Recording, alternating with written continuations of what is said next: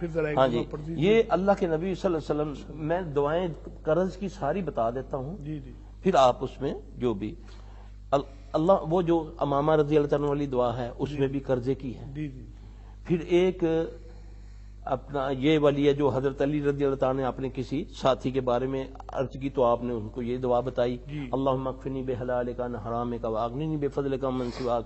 ایک صحابی عرض کرتا ہے تو آپ صلی اللہ علیہ وسلم نے اس کو فرمایا کہ قرآن سے، بعض لوگ اعتراض کرتے ہیں کہ قرآن اس لیے نہیں آیا، انما القرآن لما قرئ لہ، قرآن تو اس لیے آیا، وہ تو قیامت والے دن شکایت کرے گا اللہ سے کہ اے اللہ اس کو دوزخ سے نہیں نکالنا، کہ نہ اس نے مجھے پڑھا، نہ مجھے سمجھا، نہ مجھ سے شفا لی، اور نہ ہی مجھ پر عمل کیا۔